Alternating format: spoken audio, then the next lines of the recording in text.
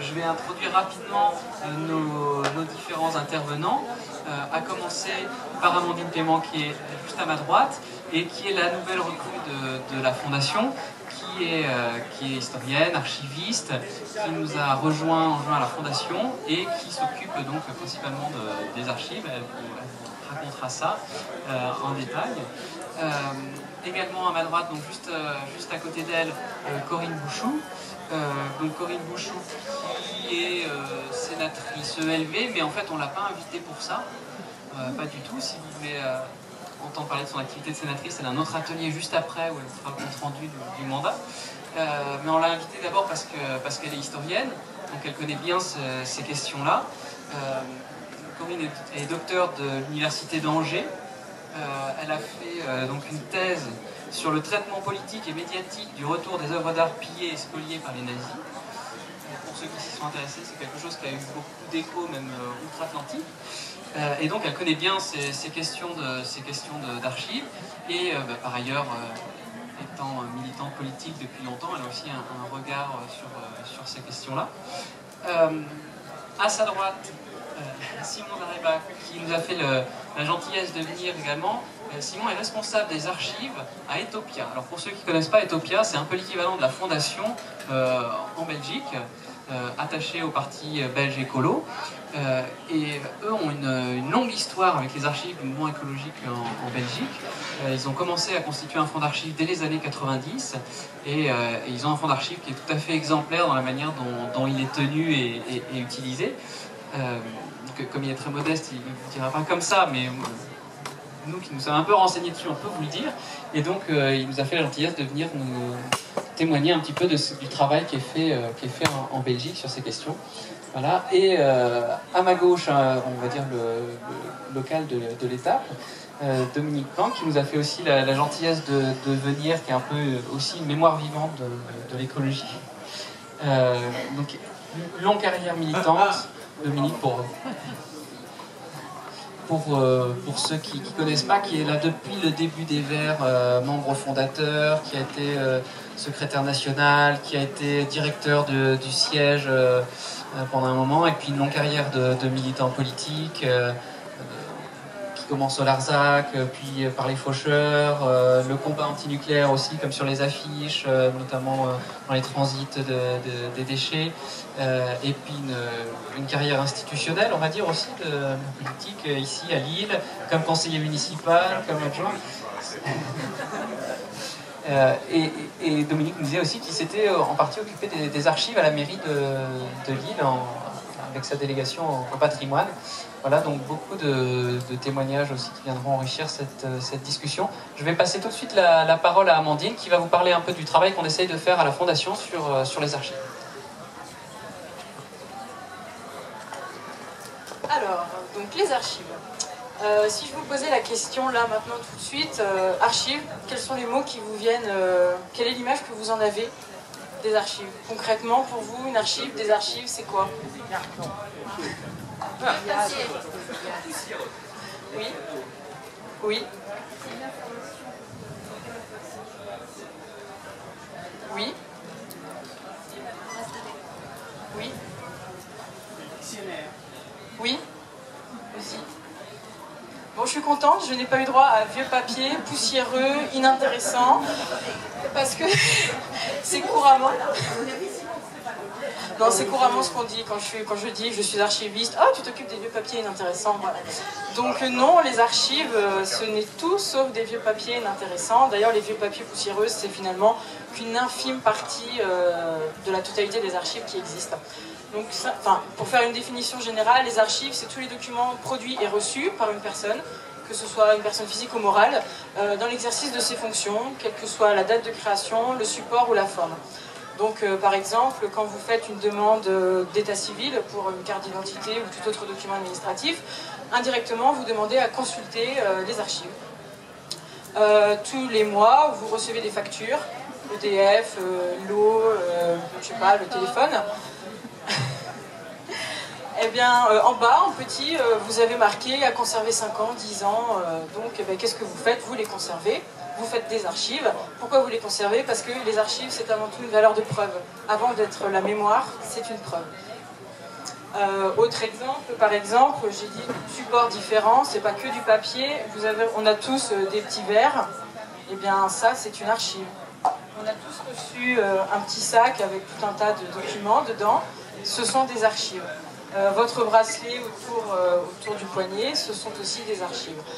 Donc les archives, c'est vaste, c'est de la correspondance, c'est ce que vous recevez par la poste, c'est des photos de famille. On en a tous, on en crée tous et on les conserve.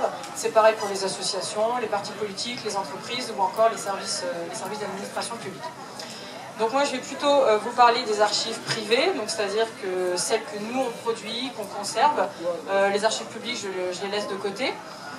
Donc les archives privées, c'est un patrimoine qui est très vaste et qui est très méconnu, et c'est pourtant un patrimoine qui est extrêmement riche, parce que par exemple un militant va conserver des documents que dans l'administration, clairement, on ne conservera pas, des tracts, des publicités, des coupures de journaux, etc. C'est des choses qui généralement, dans les administrations, dans les services d'archives, quand on classe les fonds, c'est des documents qui sont éliminés.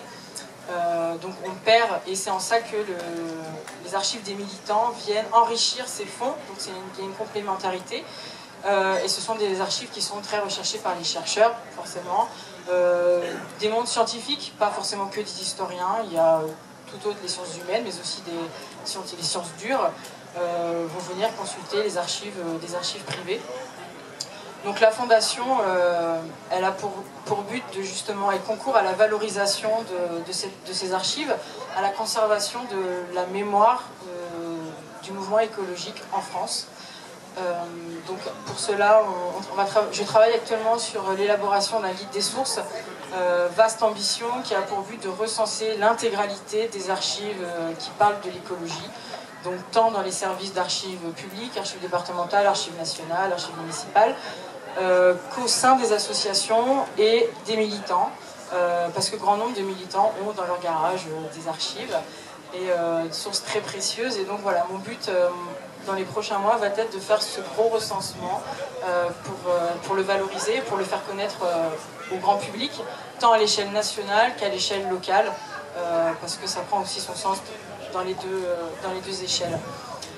Valorisation, c'est aussi par des expositions sur les archives. Donc, vous en avez un exemple ici sur l'antinucléaire. Donc là, je suis allée chercher dans les archives d'Europe Écologie Les Verts.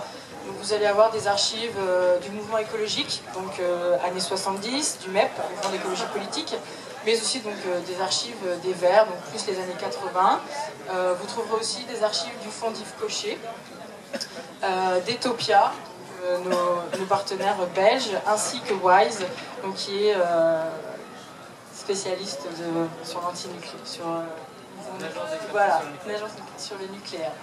Donc voilà, donc ça c'est un petit panorama. J'ai essayé de vous présenter toutes les formes d'archives. Donc vous avez tant des archives papier que des badges, petits badges non merci au nucléaire, des autocollants, vous avez des paroles de chansons que j'ai retrouvées dans un dossier très amusant. Des photographies, des pétitions, bref, voilà, des fioles, des fioles d'iode sur la petite pochette d'Yves Cochet. Voilà, donc vous l'avez compris, c'est vaste et c'est très riche et c'est surtout très intéressant. Voilà, donc ce sont des sources très importantes pour les historiens, mais aussi les scientifiques, comme je l'ai dit. Voilà, donc la Fondation a cette mission-là et je concours à cela. À valoriser ces archives pour qu'elles soient connues au plus grand nombre, parce qu'actuellement elles sont assez mal connues. Je vous remercie. Merci Amandine, je vais passer la parole. On va parler d'expérience belge. Bonjour. Merci beaucoup. Déjà la Fondation m'avoir invité, je suis très content. C'est la première fois que je viens aux journées d'été de l'écologie, c'est très chouette. Donc voilà, je vais vous parler un peu donc, de l'historique du centre Etopia et plus précisément de son centre d'archives. Et puis ensuite, je vais spécifier un peu de manière dont on travaille. Donc voilà, Écolo, donc le parti belge francophone, est créé en 80. C'est donc pas le premier, il y a eu de petits proto-partis avant, mais le grand national au sens belge du terme, c'est-à-dire Parti Sud, est créé en 80. Assez rapidement, dès 83, ils ont la nécessité d'avoir un centre de doc. Voilà, parce que pour compiler des informations, en rechercher. C'est important parce que ce centre de doc aura l'idée de commencer à garder des petites choses. C'est pas structuré, c'est pas des archivistes, c'est pas un dépôt, mais ils vont commencer à garder des petits trucs. Après ça, autour des années 98-99, ils se disent qu'on va bientôt fêter nos 20 ans. Ben, on ferait bien l'exposition, quelque chose chouette. Qu'est-ce qu'on fait? Pas grand-chose parce qu'on n'a rien. Ils se sont rendus compte que rien n'était gardé. À part quelques militants qui avaient une certaine conscience historique, avaient gardé des choses dans leur cave ou dans leur grenier, ben, à part ça, il n'y avait strictement rien. Alors, fort de la grande victoire électorale de 99, et donc des financements qu'on peut suivre derrière, une première archiviste a pu être engagée. C'est un peu le pendant d'Amandine aujourd'hui, en fait. Et donc, en 99, elle a commencé à faire le tour de toutes les régionales. Les distances sont plus courtes, évidemment, en Wallonie, mais bon, le principe du boulot était le même. Et à faire le tour, voir les permanents régionaux, aller débusquer quelles archives se trouvent où ça, et ainsi de suite. Ce travail a commencé à se faire. Et évidemment, il faut du temps, il faut persuader les gens, il faut retrouver les choses, il faut en sauver certaines voilà, qui traînent dans des greniers avec des toits ouverts ou des caves humides. Ben voilà, il faut vite aller sauver des choses. Beaucoup de choses sont également perdues déjà. Et, mais bon, en tout cas, elle repère les différentes archives potentielles. Ensuite, donc, en 99, quand je dis une victoire électorale, il y a le premier cabinet ministériel, l'histoire des colos. Et donc, il y a tout un travail en plus de la mémoire, mais on se dit, ben voilà, il a fait les premiers cabinets de l'histoire, ce n'est pas rien, il faut archiver ça. Le problème, c'est que, par plein d'aléas politiques, je ne vais pas rentrer dans le détail, les ministres quittent le cabinet en 3 jours. Aucun archivage n'était prévu. Et donc, il se retrouve, le petit centre d'archives qui est à peine écrit, où il y a une personne qui est là, et peut-être une bénévole, je ne sais même plus, se retrouve avec 600 caisses de déménagement, qui ne sont pas numérotées, on ne sait pas ce qu'il y a dedans. En gros, on a pris les bureaux, on a fait ça dans les caisses, et on a tout rapatrié à Éthiopie. Voilà, c'est évidemment un capharnaüm. Vous imaginez 600 caisses de déménagement, c'est vraiment gigantesque. Ils ont mis 5 étés, plus 6 mois, à temps plein, pour trier ce truc-là. Bon, ils se sont dit, plus jamais. On ne peut pas travailler comme ça. C'est impossible de travailler comme ça. Et donc, en 2004, donc après là, une grosse défaite électorale, en 2003 et 2004, Écolo se dit, ben voilà, on va créer Ethiopia dans une perspective de prospective, avec également des formations et des publications. Et alors, le tout petit centre d'archives qui commençait à se créer, se dit, ben voilà, c'est intéressant, on va le mettre dans Ethiopia. Moi, je trouve ça assez chouette parce qu'il y a une sorte de pendant entre la prospective et les archives de l'autre côté. Ça se marie assez bien. Et donc, Ethiopia est créé sur les bases de ce fameux petit centre de doc. Et je reprends mon petit pense-bête. Oui, voilà, et il est créé. Et alors, il commence à grandir. Mais pour l'instant, dans le centre d'archives, on ne s'occupe que des archives d'Écolo, du parti. Des instances, des parlementaires, des ministres, mais que du parti. Alors, on recherche évidemment des financements. En Belgique, on peut avoir des financements publics pour ce genre de choses. Et donc, on fait une demande. Et alors, en 2006, on est reconnu publiquement comme centre d'archives privé Ethiopia. À une condition, donc il y a plusieurs conditions, mais une condition essentielle pour notre histoire, qui est celle d'élargir la palette, de sortir du parti, mais également d'aller voir les associations. Ce qui intellectuellement a tout à fait son sens, parce qu'énormément évidemment de membres, de parlementaires, de permanents du parti ont également créé ou participé à des associations, des manifestations à gauche, à droite, donc tout ça se tient. D'autant plus qu'en Belgique, il n'y avait aucun lieu où on pouvait rassembler tant les archives du parti que différentes associations ou différentes personnalités importantes. Donc en 2006, on a cette fameuse reconnaissance donc, qui nous ouvre complètement les perspectives. En tout cas théoriquement, ce ne fut pas facile. Alors aujourd'hui, je reviendrai un peu sur l'histoire, mais aujourd'hui, donc après première archiviste en 99, les premiers vrais archives qui arrivent c'est en 2003, donc après voilà, une petite quinzaine d'années, on se trouve à 2319 mètres linéaires d'archives. Qu'est-ce que ça veut dire? Ça veut dire que si vous mettez des boîtes d'archives les unes à côté des autres, on fait 2 km 319. Voilà, donc c'est le boulot qui a été fait en 15 ans, et donc des archives qui sont plus ou moins traitées. Et donc 96% de ces archives, pardon, 96%, excusez-moi, de ces archives ont un instrument de recherche. ça va de l'inventaire super précis à voilà, un petit relevé, mais il y a quelque chose, qui veut dire qu'on sait ce qu'il y a dedans. Pas comme les 600 caisses qui nous sont arrivées en 2003, où on savait juste que ça venait de tel ministre. Point. Rien d'autre. Donc, grâce à ça, on peut faire des recherches. Donc, ces archives peuvent être utilisées directement. Il y a également 1000 affiches, des objets, 250 objets, 200 autocollants, comme elle a très bien dit Amandine, voilà, une archive n'est pas qu'un bout de papier, il y a plein de trucs qui sont évidemment des archives. À ça, il faut rajouter les données électroniques. Il y a des archives papier, ben aujourd'hui évidemment, fonctionnent tous en données électroniques. Et je vous donnerai après le chiffre du nombre de données électroniques qui peut se trouver dans un cabinet. Mais là, on est pour l'instant à plus ou moins 25 000 données parfaitement traitées dans un logiciel avec tous les métadonnées, enfin tout ce qu'il faut, pour pouvoir en assurer une pérennité importante. Et pas juste une sorte de serveur où c'est marqué test 1 ou voilà, X2, enfin voilà, on ne sait rien retrouver. Et à ça donc, aujourd'hui la répartition, 85% de nos archives sont écolos, 13% sont de diverses associations, et 2% viennent du Parti vert européen, dont on a également les archives, et du Parti vert luxembourgeois également, qui les a versés chez nous. Voilà, ça c'est pour le panorama de ce qu'on a. Alors, l'archivage. Donc c'est pas parce qu'il y a un stand d'archives que les gens vont commencer à archiver et verser leurs archives. Ce serait beaucoup trop merveilleux. Et donc c'est tout un processus qui est vraiment très très long. Disons, on a commencé à développer sur le tas une manière de réfléchir en 3 points. Il y a pour nous 3 raisons par rapport à un parti politique qui rendent les archives intéressantes. Et la première, qui en général recouvre le moins de suffrages, qui est la raison historique. Voilà. C'est important d'archiver, comme un musée, il faut garder les choses parce qu'il y a une raison historique à le faire. Quelques personnalités sont sensibles à ça, mais ce n'est pas du tout la majorité. Il y a une autre raison, qui est une raison plus politique. Tiens, ben voilà, on retravaille, on fait une proposition de loi sur tel ou tel sujet. Ce sujet a été traité maintes fois précédemment. Est-ce que tu pourrais me retrouver qu'est-ce qu'on a fait en telle année, telle année, telle année? Ou je me souviens qu'il y a une commission il y a 25 ans. Enfin, voilà, donc là, ben, c'est intéressant de ne pas refaire 25 000 fois la même chose, de retrouver, de se baser dessus, et ainsi de suite. Donc là, il y a un intérêt, là, le suffrage commence à grandir un petit peu. Et alors, la troisième, et là où on a vraiment réussi à convaincre énormément de choses, c'est, je l'appellerai politico-judiciaire, juridique plutôt. Un ministre, régulièrement, doit rendre des comptes en Belgique devant des commissions parlementaires. Il a fait telle ou telle chose. Par exemple, je ne sais pas, une ministre des Transports, et puis quelques mois après, il y a un grand accident de train. Elle a introduit des modifications dans le parcours, enfin voilà. On doit devoir rendre des comptes. Et bien, tous nos ministres, jusqu'à présent, ont su parfaitement se disculper grâce aux archives. Alors là, évidemment, c'est bingo, parce que tout le monde se rend compte de l'intérêt des archives.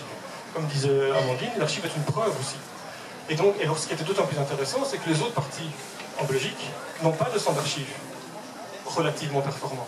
Et donc tous les autres ministres sont fait avoir, sauf nous. Donc là, c'est triple bingo, c'est vraiment génial. Donc là, ça a vraiment bien marché, et d'ailleurs, du coup, ça a permis d'avoir une assise, et en tout cas convaincu la plupart des gens, même parfois à contre-cœur, mais de travailler là-dedans, d'archiver leurs documents, de manière cohérente.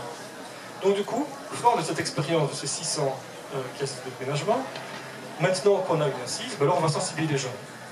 Alors on s'est dit, il faut vraiment inverser la vapeur. L'archiviste n'est plus la personne qui reçoit des archives au bout de course, et qui après met donc des mois et des mois à trier, pour des années. On va rencontrer les gens et les sensibiliser, donc, dès la création du document, pendant la législature, penser que ce document ou non sera archivé. Alors, et lequel sera archivé? Dans quel cadre? Comment? Pourquoi? Et ainsi de suite. Et donc du coup, en inversant en fait, la vapeur, on a un suivi quotidien avec le monde politique. Eux, ils sont conscientisés, et du coup, nous, à la fin de la législature, on reçoit des choses qui sont pratiquement triées. Je ne dis pas qu'on n'a plus rien à faire, mais c'est incomparable par rapport à il y a 10 ans, où c'était 600 caisses, où il n'y avait vraiment rien à faire. Où c'était vraiment une catastrophe. Et donc, pour vous donner une idée, donc, la législature 99-2003, donc il y a ces 600 caisses, par ministre, il y en avait 4, hein, vous imaginez. Et ici, maintenant, la législature 2009-2014, nous avions 5 ministres, et un mois après, toutes les archives étaient accessibles. Alors que là, on a mis 5 ans. Pour vous donner une idée de ce que c'est, donc en termes numériques, donc les 5 cabinets représentent 1 200 000 fichiers. Ça fait 1 Tera et demi. Uniquement du Word et du PDF, qui sont de format très léger, c'est pas des films ou des vidéos, enfin, ou des trucs comme ça. 1 200 000 fichiers, parfaitement structurés, parfaitement utilisables. Ça représente 780 mètres linéaires, donc je suis les mètres linéaires, donc on a mis 780 boîtes, on a mis des boîtes en ligne et ça fait 780 mètres de long. Tout ça, ça c'est les archives de ces 5 cabinets. Et bien tout ça, un mois après la fin de la législature, était parfaitement accessible. Par justement ce travail, pas dire au quotidien, mais en début de législature hebdomadaire, et puis mensuel, et puis une fois que ça roule, ça marche, et puis de nouveau à la fin de la législature, pratiquement tous les jours, j'étais dans tous les cabinets, pour conscientiser à ça, pour que tout soit bien fait, et ça a donné donc ce résultat. Donc on est quand même assez content. De nouveau, l'inventaire n'est pas parfaitement fait, mais l'instrument de recherche permet déjà d'aller rentrer dedans. Et alors, comme la plupart des anciens ministres sont devenus parlementaires, eh bien, ils connaissent leurs archives, ils en ont besoin pour continuer le travail parlementaire, évidemment. Ils continuent, les dossiers, ils continuent. Et donc, ils peuvent tout de suite repartir avec ça. Et donc, je vous le rappelle, en 2006, on était obligé, et c'était logique, d'élargir notre palette aux associations. Mais fort de l'expérience des cabinets, de cette méthode de travail en amont, eh bien, on l'a fait passer à différentes associations. Et alors, on a travaillé de la même manière en les accompagnant et en préparant les futurs archivages. Vraiment exactement de la même manière. Et alors aussi, pour commencer à travailler sur la confiance, c'est ce que je vais dire à l'instant, à mettre des conventions aussi, à faire des règles de fonctionnement. Alors, juste un mot avant de passer la parole. Il y a quelque chose pour moi d'essentiel, c'est la confiance dans ces archives. Vous savez sans doute que la vie d'un parti est assez compliquée, il y a plein de tensions dans tous les sens, c'est pas toujours rose. Non, rien. Excusez-moi, j'exporte les problèmes Donc vous imaginez ce qu'il y a entre le parti et les parlementaires, entre le parti et les parlementaires et les ministres, entre le parti, les parlementaires et les ministres et les associations. C'est un cafardum assez merveilleux. Et donc la confiance est vraiment une clé de voûte là-dedans. Elle est vraiment essentielle. Il faut fonctionner là-dedans. Et donc, avec ce financement public, parce qu'en 2006, avec cette reconnaissance, on a un financement public, on a donc cette double casquette grâce à ça. On est un opérateur politique, mais on est également un opérateur culturel. Et du coup, on peut plus facilement aller vers l'association. Du coup, la position d'une fondation comme la Fondation d'écologie politique est intéressante, parce qu'elle est très proche d'un parti, mais elle n'est pas dans le parti. Et d'avoir un peu un pied dedans, un pied à l'extérieur, permet justement de jouer sur une confiance intéressante des deux côtés. Et d'élargir par rang concentrique, nous en tout cas c'est ce qu'on a fait, par les associations les plus proches de nous. Et puis évidemment en s'éloignant, et là au mois de janvier, le versement d'une association qui est ouvertement contre l'association écologiste, mais contre la politique écolo. Mais évidemment on met des barrières étanches entre tout ça. Ça c'est notre professionnalisme, je dirais, en toute modestie. On ne peut pas évidemment faire passer les infos. Mais voilà, petit à petit, ça a mis 10 ans, mais là on arrive à travailler justement comme ça. Et donc cette étanchéité est vraiment, vraiment essentielle. Et pour ça, une toute dernière chose, je terminerai là-dessus, pour avoir justement cette confiance, il faut des conditions de conservation. Vous ne pouvez pas aller voir des gens si vous avez une cave humide à leur proposer, ça ne marche pas. Vous ne pouvez pas aller voir des gens si vous ne savez pas faire d'inventaire, si vous ne savez pas retrouver l'information dans les archives, ça ne marche pas. Et donc avant de commencer évidemment à faire des énormes expos partout, voilà, il faut repérer les documents, les mettre dans les lieux de conservation sérieux, où la température est conforme, le taux d'humidité et ainsi de suite. Des instruments de recherche pour retrouver les infos, et alors après, ben voilà, une fois que la pompe est amorcée, ben ça part, ça avance vite. Voilà.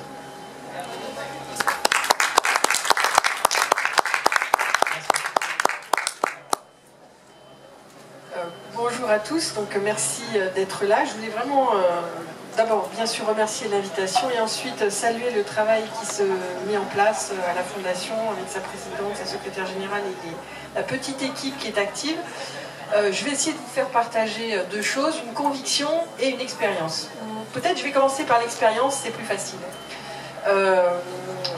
Nous avons fondé il y a quelques années un centre des archives du féminisme, partant du constat que les archives des féministes finissaient nulle part, et partant du constat que la bibliothèque Marguerite Durand, donc était une bibliothèque qui n'était a priori pas faite pour stocker des archives, était complètement saturée, et donc il fallait faire quelque chose des archives des féministes. Et à la faveur du retour des archives de Moscou, on a découvert à Moscou des archives tout à fait considérables qui avaient été saisies par les nazis pendant l'occupation, et que, je vous la fais courte, la France a racheté aux soviétiques pour pouvoir les récupérer. Et donc on avait une question absolument incroyable qui était de dire où est-ce qu'on met les archives de Cécile Brunschvig, où est-ce qu'on met les archives du CNFF, où est-ce qu'on met toutes ces archives d'associations qui ont été très importantes au début du siècle, et la réponse était on n'avait pas d'endroit, on n'avait pas de structure. Donc, c'est mis en place à Angers, parce qu'elle travaillait à l'initiative de Christine Barre, c'est créé un centre des archives du féminisme qui a noué un partenariat, à la fois avec la bibliothèque universitaire qui avait beaucoup de place, donc on a pu stocker dans d'excellentes conditions les archives revenues de Moscou. Et d'autre part, il y avait un DESS qui maintenant est devenu un master professionnel d'archivistique. Et donc, on a pu mettre une flopée d'étudiantes et d'étudiants qui étaient enchantés de travailler sur des archives de début de siècle qui revenaient de Moscou, et donc qui ont permis de classer, d'inventorier ce fonds dans des conditions tout à fait satisfaisantes, qui ensuite ont permis de créer un centre où des féministes c'est plutôt un centre français, mais de France ou d'Europe, viennent à la fois ou bien donner ou bien déposer leurs archives, des associations, des mouvements divers, et où des chercheurs et des chercheuses, alors il y en a plus qui viennent de l'étranger que de France, viennent travailler pour faire des doctorats, des travaux, etc. sur ces questions-là. Et donc, je dirais que c'est forte de l'expérience de cette aventure-là que j'ai soutenu dès le début l'initiative de la Fondation, en disant que si on collecte des fonds et des archives, on est en capacité de produire des archives très variées qui vont pouvoir intéresser des étudiantes et des étudiants, pas qu'en histoire, de toutes les disciplines. À Angers viennent des économistes, des juristes, enfin tout ce que vous voulez, des agronomes, des étudiants des écoles d'agronomie qui viennent pour leur master. Et donc, si on a ces archives, on va attirer des étudiants. Si on attire des étudiants, on va pouvoir produire des connaissances et avoir des travaux de niveaux divers, des ouvrages, des masters, des thèses. Et ensuite, eh bien, s'il y a production de ces travaux scientifiques de qualité, la connaissance que l'on a dans le cas d'espèce du féminisme, mais là de l'écologie, va pouvoir être quelque chose qui va irriguer la société et qui est conforme à nos valeurs. Donc ça, c'est cette première expérience qui me fait dire que ce qui marche est fort bien pour le féminisme. Il n'y a aucune raison que ça ne marche pas pour l'écologie. J'allais dire, il y a beaucoup plus d'appétence en ce moment pour l'écologie que pour le féminisme. Donc il faut y aller, c'est une nécessité politique. Sans archives, pas d'histoire. Sans histoire, pas de mémoire et pas d'action politique possible. Donc ça, c'est, on va dire, le retour d'expérience sur une expérience de terrain d'historienne. Deuxième chose que je voulais signaler et qui m'a frappée depuis que je milite chez les écolos, c'est que nous sommes extrêmement producteurs d'archives. Je ne sais pas si c'est pour des questions procédurales, si c'est pour des questions diverses, mais en tout cas, chez les écolos, il y a une capacité à fabriquer de l'archive qui est considérable, et chez presque tous les militants écolos, il y a une remise, une cave ou un garage qui est rempli de documents, qui sont des documents extrêmement précieux, mais on ne le sait pas toujours. Et donc, ce qu'on a entrepris de faire, toujours en Maine-et-Loire, c'est de proposer en Master 2 à des étudiants d'histoire qui le souhaitaient, de faire des masters qui ont porté sur les différents partis politiques. Donc il y en a eu sur le PSU, sur le PS, etc. Et il y a même une étudiante, Alice Grippon, qui a fait son master d'archivistique sur Anjou écologie autogestion.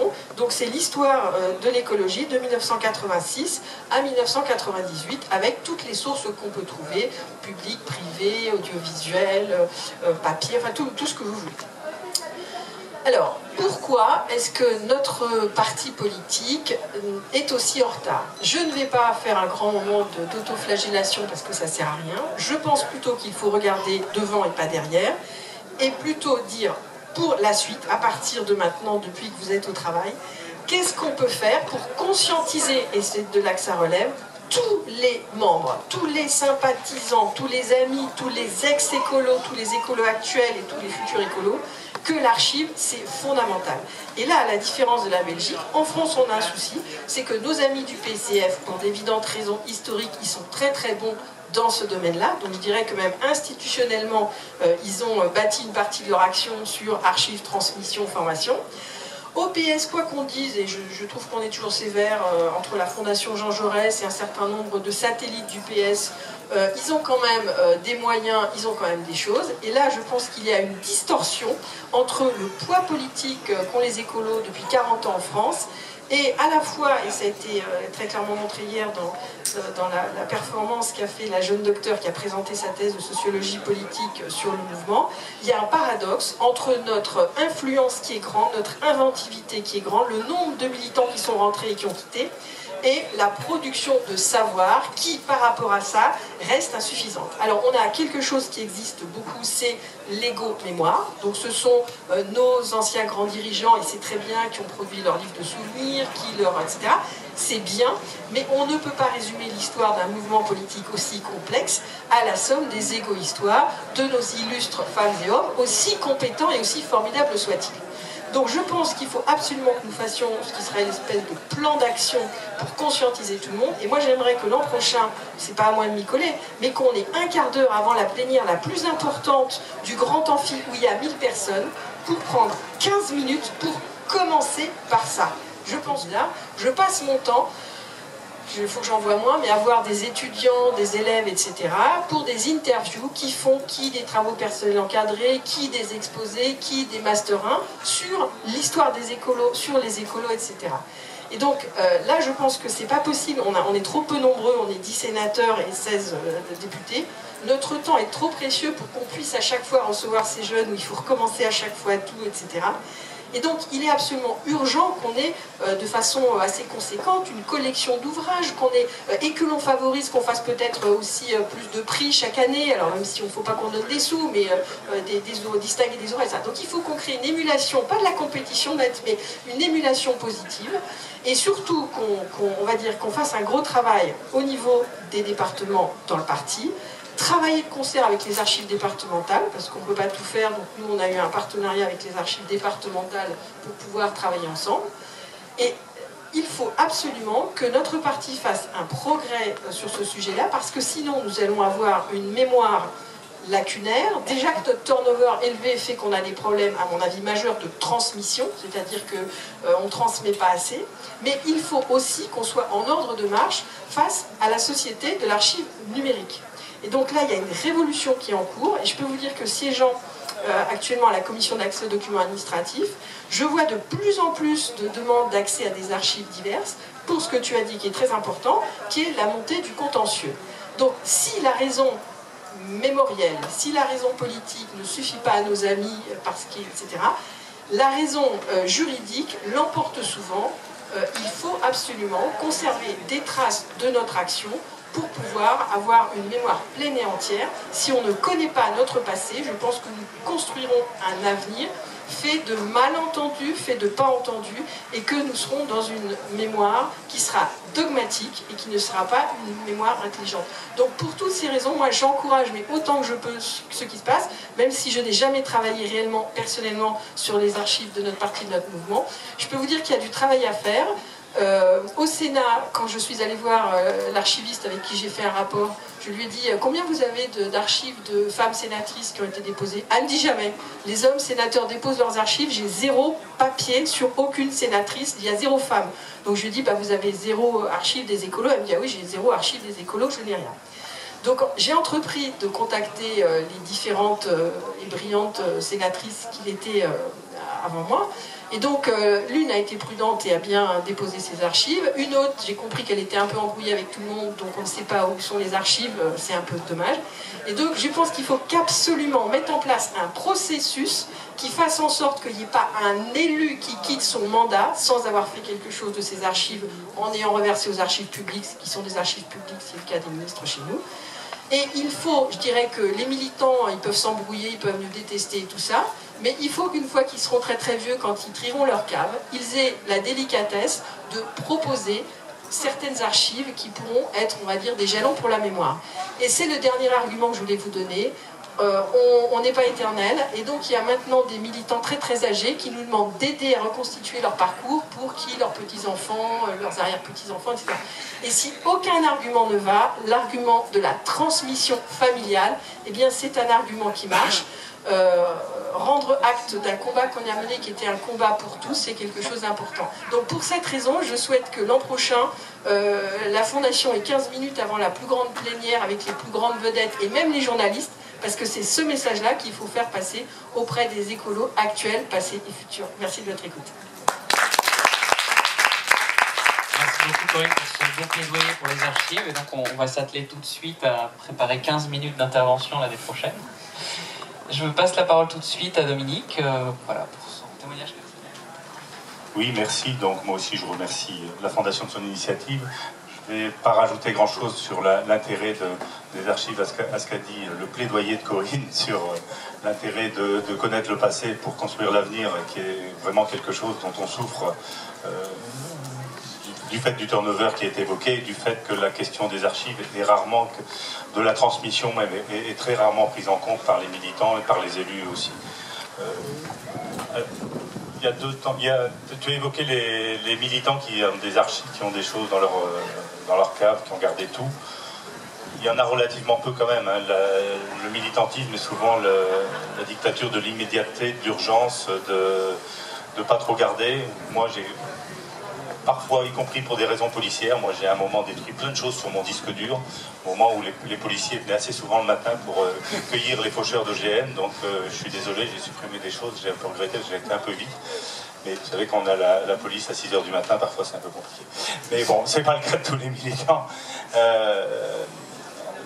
Mais c'est aujourd'hui, enfin, je l'ai vu, ça a été évoqué tout à l'heure, moi je m'en suis beaucoup rendu compte en étant 2 mandats élus au patrimoine à la ville de Lille et responsable des archives, sur le fait que les élus, en complète contradiction d'ailleurs avec la loi qui les oblige à déposer, considèrent que les archives sont leurs archives personnelles, et en général d'ailleurs broient le maximum et emmènent chez eux ce qui les intéresse. Alors que normalement ils doivent passer par toute la procédure, il y a effectivement les archives personnelles qu'ils peuvent garder, mais sinon tout le reste est des archives publiques dans l'exercice de leur mandat, qui doivent donc donner. Et donc là j'ai quelque chose qui est effectivement très urgent, je pense que sans attendre la plénière de l'année prochaine, c'est que il y a tout un paquet de conseillers régionaux qui vont terminer leur mandat dans quelques mois. D'abord, ce serait bien, je pense que chaque institution va leur dire ce qu'il faut faire par rapport à leurs archives, mais aussi s'il y a des choses qui leur restent après et qui sont en double, etc., de lancer un appel tout de suite pour qu'ils les répertorient, pour au moins, alors je ne sais pas quelle procédure de collecte on va mettre en place, mais qu'au moins elles soient répertoriées pour pouvoir servir. Parce que là, passé décembre, ce sera fini, ce sera trop tard pour la plupart des archives de gens qui ont fait 1, 2, voire 3 mandats, donc qui ont effectivement des choses extrêmement intéressantes par rapport à l'histoire du mouvement écolo sur une institution à la région que les écolos ont beaucoup investi depuis la création. Sur l'utilité, on était au moins 2 à être à la commission transport tout à l'heure qui retenait son assemblée générale, et l'assistant d'une députée européenne qui s'occupe de transport a dit je travaille sur Lyon-Turin, j'arrive pas à trouver où on peut trouver dans les différents sites l'évolution de la position des Verts puis de ELV sur ce projet Lyon-Turin. Est-ce que quelqu'un peut me dire, alors bon, il y a un conseiller régional qui dit je pense qu'à tel endroit on peut trouver telle et telle chose. Bon, c'est dramatique aujourd'hui qu'on en soit là dans l'efficacité du travail politique. Donc au-delà de la connaissance du mouvement du mémoire, il y a un problème immédiat de travail, d'efficacité du travail politique des élus à tous les échelons, qui aujourd'hui est entravé par cette absence de centre de ressources sur l'évolution. Alors effectivement on finit toujours par trouver quelqu'un, mais on perd énormément de temps. Enfin, pour avoir été contacté il y a quelques semaines pour essayer de retrouver la trace des archives du site du secrétariat national des Verts, effectivement j'ai pu donner quelques pistes qui manifestement avaient été déjà oubliées par les gens qui sont en fonction aujourd'hui. Donc ça prouve que j'ai été secrétaire national de 93 en 95, c'est-à-dire qu'en 20 ans, il y a des choses qui sont déjà sorties de la mémoire collective, ce qui est quand même aussi dramatique. Et c'est quelque chose qui, dans les différents déménagements, était considéré comme des choses qui prennent de la place. Et que quand, au prix du mètre carré à Paris, on essaye. Donc, ce qui fait qu'à un moment, les archives nationales se sont retrouvées dans un entrepôt dans le Pas-de-Calais, dans une entreprise. Bonjour, monsieur Lecoeur. Et donc, après, elles ont été récupérées par un chercheur, un collègue de monsieur qui a récupéré celle du Nord-Pas-de-Calais, puis enfin, bon, tout est reparti a priori à peu près à AgroParisTech, puisque les archives y sont, et l'enseignant en question a échoué aussi là-bas, donc il y a au moins une continuité, mais c'est un peu un hasard des promotions et des carrières individuelles de ces chercheurs qui ont suivi les Verts ou les écolos, sachant qu'il y a tu parlais du féminisme, mais un certain nombre de luttes qui ont été très étudiées, celles qui ont été dans la durée. Enfin, on parlait du Larzac tout à l'heure, c'est vrai que là il y a des documentations partout, c'est une lutte qui a duré 10 ans, donc il y a énormément de chercheurs qui ont travaillé sur la question, il y a des tas de livres, il y a même des livres sur les affiches du Larzac qui sont sortis récemment, en plus il y a eu un anniversaire, donc il y a toute une série de nouvelles publications avec de nouveaux chercheurs qui s'en sont intéressés, donc avec du recul, ça existe. Sur l'histoire du mouvement écolo, c'est vrai que ça reste très parcellaire, sur l'histoire des Verts, c'est très lacunaire. Donc je pense qu'il y a un énorme travail, et bon, il y a quelqu'un tout à l'heure qui m'a posé la question, qui dit j'ai plein de choses chez moi, qu'est-ce que j'en fais? Il y a toute une série de militants, voilà, une catégorie d'âge que je connais, voilà, donc qui se demandent ce qu'il va faire de ça, dont la vie va peut-être changer, qui partent en retraite, qui veulent vider leur cave, et je pense que c'est maintenant qu'il faut le récupérer par rapport à tout ça. Après, sur le reste, je pense que utile de ne pas attendre effectivement l'année prochaine pour lancer l'appel, même si je trouve que c'est bien de le faire à la plénière des journées d'été de l'année prochaine. Oui, le dernier point, c'est aussi sur les élus dans leur fonctionnement quotidien. Je parlais de Karima tout à l'heure, mais il faut aussi aller récupérer, il y a la Fédération des élus écologistes qui a une liste de diffusion. Et la question qui revient récurrente, c'est quel est l'intérêt du gazon synthétique ou pas par rapport à la pelouse. Je pense que ça revient 3 fois par an. Et même là, je pense que la FEV n'a pas encore trouvé le moyen d'archiver, de donner les éléments, même si la technique peut évoluer. Et donc le débat n'est pas forcément figé pour 20 ans. Mais on se rend compte que sur des choses comme ça, des élus qui ont beaucoup de choses à régler tous les jours et des contacts avec des habitants perdent un temps fou, alors que le travail était fait par d'autres élus avant eux, écolos, et qu'ils n'arrivent absolument pas à retrouver la source pour pouvoir l'utiliser efficacement. Donc je pense que comme tu disais, pour que notre mouvement continue à irriguer dans la société, il faudrait quand même qu'il arrive à se constituer des archives suffisantes pour connaître son passé suffisamment pour, encore une fois, mieux élaborer l'avenir.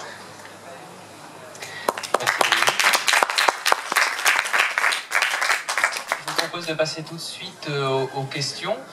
Je vois qu'il y a déjà plusieurs tours de parole qui sont appelés, donc je vais faire passer le micro. D'accord. Ok. Serge Rivray, Paris, du 20e arrondissement. Je suis dans un groupe, on a la chance depuis plus de 20 ans d'avoir un local où sont entreposées des archives, pas seulement du groupe local, mais ça retrace les différentes élections, etc., etc. Et c'est vrai que, au bout d'un moment, on se demande un petit peu ce qu'on va en faire. Et c'est vrai que jusqu'à présent, et c'est pour ça que je suis intéressé par ce forum, c'est qu'on se dit, qu'est-ce que... Personne ne les regarde d'abord, et puis ensuite, elles servent à rien pour le moment, donc ça serait intéressant de savoir peut-être où est-ce que ces archives peuvent être entreposées. Elles ne sont pas seulement sous forme de papier d'ailleurs. Et ensuite, j'ai accompagné des élus Verts, puis Europe Écologie Les Verts pendant une vingtaine d'années. Je peux témoigner du fait que l'importance des archives n'est pas acquise.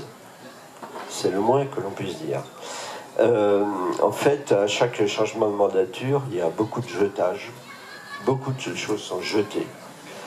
Et alors, c'est un peu moins vrai depuis les supports numériques et les différents sites, mais quand on change de prestataire ou de serveur, c'est pas évident non plus. Il y a beaucoup de choses qui disparaissent et je le regrette.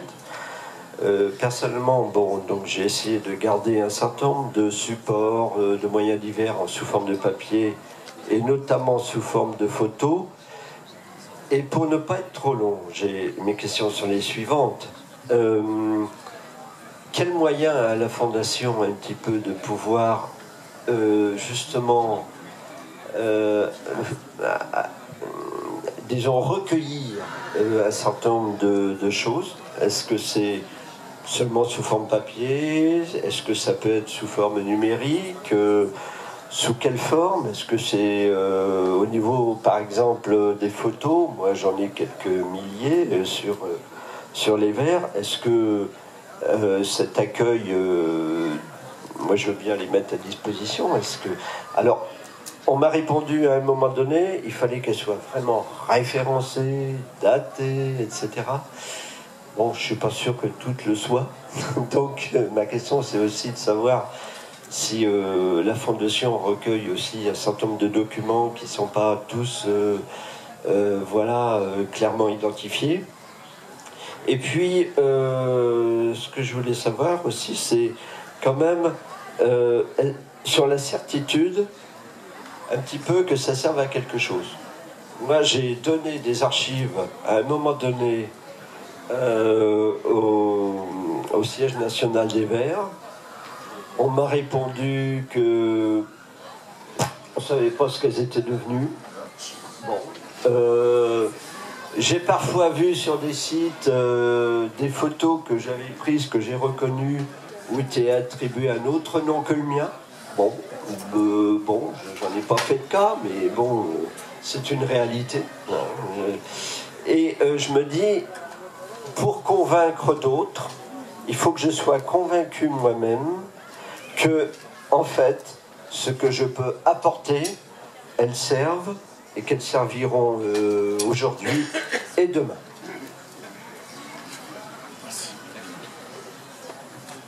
Oui, bonjour, je suis Sylvaine Noël.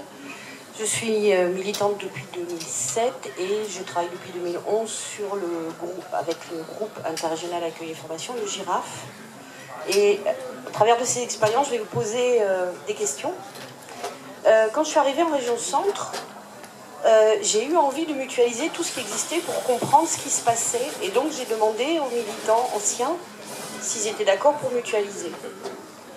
Et en fait, j'ai obtenu un énorme refus de donner les archives pour les mettre en commun sur un site, sur un disque dur, et vraiment un refus violent.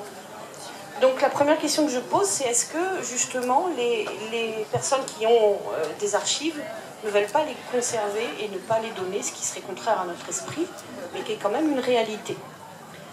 La seconde, pour chercher des archives des personnes âgées, peut-être c'est bien de regarder la base élevée par tranche d'âge et de commencer par les plus personnes âgées. Je connais quelqu'un qui est adorable, qui a 87 ans, qui m'a dit j'ai une pièce entière et je ne sais pas ce qu'il y a dedans et je serais d'accord pour qu'on vienne m'aider. Et puis l'autre question que je vais vous poser, c'est qu'est-ce qui se passe avec les gens qui sont partis, qui ont quitté le parti et qui parfois ont des choses et avaient peut-être envie de donner des choses. Les difficultés que j'ai rencontrées quand on a essayé de mutualiser les choses pour le groupe GIRAF, c'est que en fait, le groupe GIRAF a été créé parce qu'on s'est rendu compte à l'occasion d'ateliers lors des journées d'été qu'on refaisait les mêmes choses chacun dans notre région. Et on a voulu partager. Et par exemple, rechercher les fichiers sources des livrets d'accueil, c'est quasiment impossible. Savoir qui les a faits, comment ça a été fait. Et même, j'ai découvert qu'il y avait un livret d'accueil qui était en région Bretagne, et pourtant, on a demandé à tout le monde de les mettre en commun. Le site est en commun, et l'objet, c'est d'arriver à faire des choses, et on n'y arrive pas. Donc, il y a une grande difficulté. Cela dit, je travaillerai fort volontiers avec vous, puisque je suis la documentaliste du groupe GIRAF. Et je voulais apporter un dernier élément qui était aussi l'objectif du groupe GIRAF, c'est que les militants, quand ils doivent parler sur les marchés d'éléments, pourquoi est-ce qu'il faut sortir du nucléaire, ou pourquoi le gazon c'est mieux, on aimerait avoir des petites fiches recto verso, avec des argumentaires tout simples, pour parler à monsieur et madame tout le monde, et leur expliquer ce qui se passe. Et donc nous, pour faire ces fiches, on est un groupe de bénévoles, un groupe GIRAF, on travaille avec les secrétaires régionaux, les commissions, les responsables d'accueil et formation, on aimerait... On travaille avec les secrétaires régionaux, on travaille pour eux. Si. Si. C'est l'objectif. Mais si, tu penses que... Voilà. En tous les cas, c'est l'objet. Hein. Et on en reparlera tout à l'heure. Et donc, en fait, nous, si on veut faire ces petites fiches argumentaires, on manque de base, de documentation pour trouver. Voilà.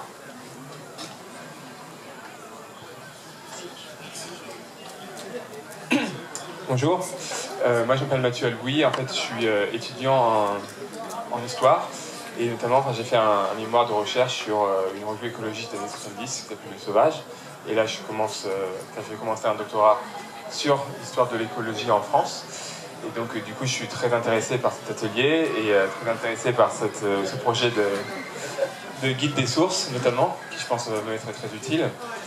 Et en fait je voudrais appuyer ce qu'a dit Corinne sur la nécessité un petit peu de pénétrer, notamment dans le champ universitaire, puisque moi j'ai fait mes études à Sciences Po Paris, et j'ai eu des cours d'histoire sur les courants politiques, et sur l'écologie politique, il n'y a strictement rien, c'est-à-dire que j'ai eu un cours entier, donc 12 séances, sur l'histoire des mouvements politiques, ils ont casé les verres en 30 minutes, et clairement ils ne connaissaient rien, enfin, le professeur n'y connaissait rien, donc il y a une vraie inculture...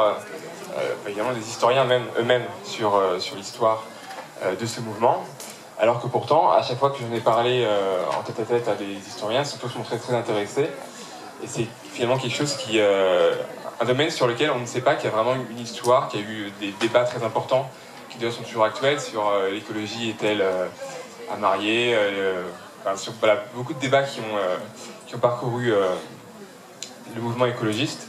Et donc voilà, ça me semble important et ça, je ne sais pas trop exactement comment faire, mais de faire des actions aussi auprès des historiens, auprès des libraires qui peuvent être intéressés à financer à publier des travaux sur l'histoire du mouvement, et pas que sur l'histoire d'ailleurs, sur le mouvement en général, sa sociologie et différentes approches.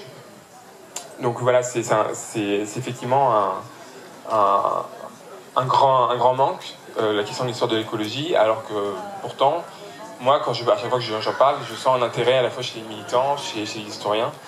Il y a quelque chose et effectivement un paradoxe à régler. Donc voilà, c'était pour supporter cette initiative.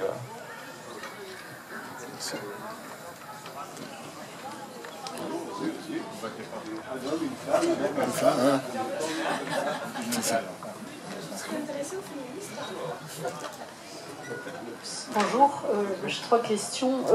Un peu pour revenir sur la première, c'était quels sont les moyens de la Fondation Etopia? Parce qu'effectivement, c'est un vrai boulot et un métier, donc il faut de la place, il faut du savoir-faire. Deuxième question, peut-être naïve, mais vous avez parlé donc des archives des élus, et aujourd'hui les élus ils produisent beaucoup de mails aussi. Alors est-ce qu'un mail, c'est une archive, et comment on traite ce type d'archives numériques, les sites web, etc. Effectivement, je ne sais pas, Facebook, Twitter, enfin, on arrive à une telle production de données qu'est-ce que ça pose comme difficulté ou comme question sur l'archivage. Et puis la dernière, c'est, en tout cas moi, un intérêt aussi que je vois dans ce travail pour un mouvement politique, en tout cas je l'ai expérimenté, c'est l'outil que ça serve comme outil pour travailler la communication des Verts. Et j'ai été collaboratrice d'élus, on a fait bosser, on a eu une super formation avec le C10 pour préparer des bilans mi-mandat, et la formatrice nous avait essayé de retrouver justement différents bilans qui avaient été déjà produits, on les a regardés, on les a comparés, on a travaillé je pense qu'on a tous peut-être eu l'expérience de trouver un fond d'affiches, des fonds de tracts dans des boîtes, on redécouvre une boîte dans le local qu'on avait oublié, et de réunir ça, d'y avoir accès, de retravailler, puis peut-être d'améliorer aussi du coup, parce que parfois c'est assez rageant de se rendre compte qu'on a fait des trucs vachement bien il y a 10 ans et qu'on a l'impression finalement d'être revenu en arrière dans la façon de faire la communication, et je me dis que ça peut être aussi un intérêt de tout ce travail d'archivage pour le parti politique. Merci. Oui, bonjour, Françoise Fiat du 78. Je suis adhérente depuis 1991 et justement à chaque journée d'été, j'ai essayé d'alerter en disant que pouvons-nous faire de nos archives, comment va se faire la transmission, et je suis ravie qu'il y ait enfin un atelier pour aborder ce sujet, d'autant plus que j'étais assez touchée il y a quelques années, j'ai perdu un ami qui s'appelle Emmanuel Vidcock, qui est décédé et qui justement j'ai rencontré ses filles parce qu'Emmanuel avait produit énormément de choses et elle ne voulait absolument pas donner leurs archives aux Verts en français, donc elles ont été les déposer en Belgique à Écolo, et là je me suis dit non mais c'est pas vrai quoi, c'est pas vrai. Et moi, j'ai les 10 années d'Emmanuel à Saint-Quentin que j'ai trié. Parce que depuis des années, je ne suis pas documentaliste, hein, mais j'ai trié année par année tout ce qui concerne la vie aussi de la commission santé dont j'étais responsable aussi. Donc j'ai les archives de la commission santé jusqu'en 2005. J'ai les archives également départementales et du groupe local de Saint-Quentin en Yvelines. Tout est classé. Mais par contre, tout ce qui est après, c'est du papier. Hein. C'est du papier. Après, je me suis arrêtée parce que je trouve que c'est beaucoup plus simple. Donc, je peux me mettre à votre disposition, d'autant plus que je viens de déménager et que là, vraiment, ça me ferait plaisir de pouvoir me délester. Mais alors, il y a quand même une chose, un point sur lequel je suis assez assez étonnée parce que j'ai vu une quantité d'archives régionales d'Île-de-France qui ont disparu au moment du changement des locaux, où les copains complètement ont balancé. Mais vraiment, ont tout balancé, parce que sans intérêt. Et il y a eu aussi, bon, je crois que Mireille Ferry a essayé de faire des choses, mais bon, on retrouvait ça, je veux dire, je voulais pas que ça atterrisse au Parti Socialiste, par exemple, c'est un débat. Parce que moi, ce que j'ai aussi, c'est que, comme j'ai fait partie aussi de la commission des conflits, j'ai des choses quand même hautement confidentielles. Alors, bon, je ne veux pas que ça traîne, et je voudrais aussi que le côté confidentiel apparaisse. On doit protéger les uns les autres, mais quand même, ça existait, hein. Et puis, bon, qu'il y ait une confiance et que ça puisse réellement servir, parce que je me rends compte qu'il y a quand même un turnover et que les nouveaux arrivants veulent savoir quelle était notre histoire, ils ne l'ont pas. Et puis, les anciens, il y en a beaucoup qui n'en ont rien à cirer, et puis il y en a d'autres qui, visiblement, n'ont pas envie du tout que notre histoire apparaisse pour différentes raisons, parce que j'ai toute l'émotion depuis 90, en partie, beaucoup. Beaucoup. Oui, oui, oui. Je connais le turnover de certains, et c'est très, très étonnant, parce qu'il y a vraiment des photos un peu compromettantes. Si t'as des photos compromettantes. Non, non, non, je dis quand tu étais ailleurs. Diffusées surtout. Non, quand tu étais ailleurs. Non, non, c'est une petite blague. Oui, il n'a pas toujours été. Voilà. C'est une blague. C'est une blague. Non, mais c'est le côté confidentiel aussi, c'est quand même important. Et puis, faire confiance, se faire confiance et se dire que ça va servir pour écrire l'histoire de notre parti. Et ça m'a toujours fait très mal. Je suis dans des ateliers d'écriture. J'écris aussi en même temps. C'est l'histoire locale de ma ville. Bon, je serais d'accord pour vous apporter. Enfin, vous apporter, ça va être un peu lourd. Comment faire? Je me mets en contact avec vous. C'est bon, c'est bon, c'est bon. Non, c'est pas grave, c'est bon. Une dernière, puis après on passe à la parole. Oui, donc Roger Normand du Limousin, je suis un ancien secrétaire régional, donc j'ai à la fois des archives perso, et puis comme on change souvent de local, j'ai des archives du Limousin entreposées. Puis c'est vrai que quand on change de local, comme tu disais, les militants, les adhérents, on jette, puisqu'on en a des kilos. J'ai même des expos, on a fait des expos. Une expo, ça peut être intéressant au niveau archives, parce que ce sont déjà des archives, et qui sont déjà répertoriées. Alors moi je suis juste demandeur d'une seule chose, c'est pas la même chose quand vous vous adresserez à un élu, vous adresserez à des militants ou à des responsables internes, parce qu'on a déjà des responsables internes et des élus qui ont fait le don de leurs archives aux archives départementales. Donc ça serait intéressant pour vous que vous sachiez qu'il y en a qui existent quelque part, mais ça serait bien d'avoir une sorte de petite fiche à usage, soit des adhérents militants, et une fiche à usage des élus qu'on pourrait commencer à diffuser pour qu'ils aient l'info. Un petit truc très, très synthétique. Qu'est-ce que vous considérez comme archive? Parce qu'ils n'ont pas les mêmes notions que vous. Et qu'est-ce qu'ils doivent en faire? Qu'est-ce qu'ils pourraient en faire? Voilà. Donc, une des missions de la Fondation, c'est la collecte des archives. Donc, dans les archives privées, il y a deux modalités. Il y a le don ou le dépôt. Le don, vous restez propriétaire de vos archives. On signe une convention dans laquelle il y a 3 points qui sont... Comment? Pardon.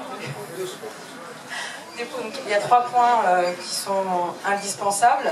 Le premier, c'est sur les termes de communicabilité. C'est le propriétaire qui décide, alors en respectant les délais légaux, notamment sur le respect de la vie privée, qui décide si toutes les archives sont communicables à tout le monde. S'il y a certaines archives où on met en place un délai, dans 10, 20, 30 ans, on pourra y accéder, ou si pour toute communication, par exemple, on demande un accord écrit du propriétaire. Le deuxième point, ça concerne la reproduction. Donc là c'est pareil, soit on donne accord pour tout, donc on peut les reproduire pour des expos, des publications, etc. Ou bien certains oui et d'autres non. ou d'autres où carrément on demande votre accord pour toute reproduction. Et donc la reproduction va généralement avec l'aspect commercial, notamment pour les publications, ou les droits d'auteur, parce qu'on les oublie souvent. Mais je me suis rendu compte en traitant des archives notamment des années 70-80 que beaucoup de militants prenaient la plume et dessinaient des tracts, des autocollants et autres. Et là, il y a des droits d'auteur, donc on ne fait pas ce qu'on veut avec, on ne les publie pas comme on veut, on ne les reproduit pas comme on veut, on ne les colle pas sur Internet comme ça, sans avoir l'autorisation du propriétaire. Donc ça, c'est pour le dépôt. Et donc, dépôt, vous les récupérez quand vous voulez, c'est-à-dire que si dans 10 ans vous avez décidé que vous voulez récupérer vos archives pour les déposer ou les donner à quelqu'un d'autre, X raison, vous pouvez les récupérer sans aucun problème. La deuxième option, c'est le don. Donc là, le don, donc les modalités sont les mêmes que pour le dépôt, pour la communication, la commercialisation et la reproduction, sauf que le don, vous perdez la propriété de vos archives. Donc les archives, elles deviennent la propriété de la personne à qui vous les donnez, donc là en l'occurrence la fondation, ou bien l'État si vous les donnez aux archives nationales, aux archives départementales ou municipales. Donc c'est vous quand même qui fixez les règles pour la communicabilité, etc., mais vous n'en êtes plus le propriétaire. Donc ça c'est très important. Donc la fondation, elle propose ces deux types de dépôt, le dépôt ou le don. Bon après il y a le legs, la dation, mais bon ça je rentre pas, enfin ça n'a pas de... Ici, je pense qu'il y a très peu, ça ne rentrera pas en ligne de compte. Voilà, donc la confidentialité, c'est quelque chose de très important, auquel nous, archivistes, on tient. C'est quand même, voilà, on ne communique pas quand il y a des données personnelles, on ne les communique pas, il y a la loi, il y a une loi de toute façon. Voilà, s'il y a les listings d'adhérence, il y a des choses confidentielles, voilà, ça fait partie de la confiance et on ne les communique pas, sauf, voilà, quand la législation l'autorise.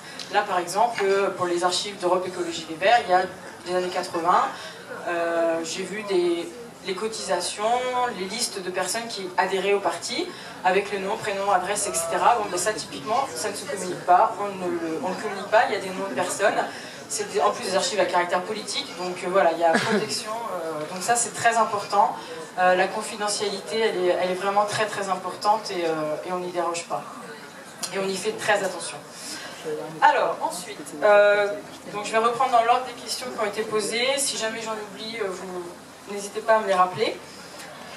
Concernant les archives, par exemple, pour le 20e, les photographies, même quand il n'y a pas de date, on prend.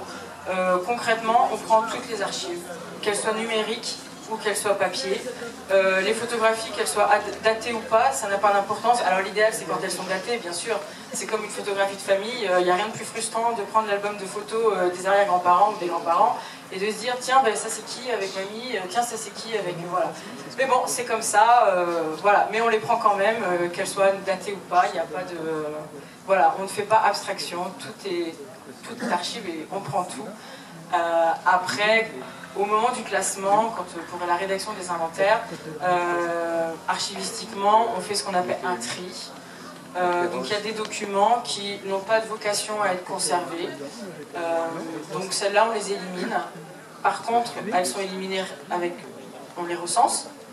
Donc il y a un bordereau de versement, un bordereau d'élimination, pardon. Et on demande à la personne qui a donné ou déposé ces archives si elle est d'accord et si elle souhaite les garder. Après, si elle dit non, je ne veux pas qu'on les élimine, législativement, ben, on les redonne à la personne et donc la personne les garde. Donc, bon, souvent, voilà, elle dit ok, hop, éliminer. Donc, alors, un exemple bête, dans tout ce qui est doublons par exemple. Les doublons, les brouillons, bon, ça clairement, on ne les conserve pas. Ça n'a pas vocation à être conservé.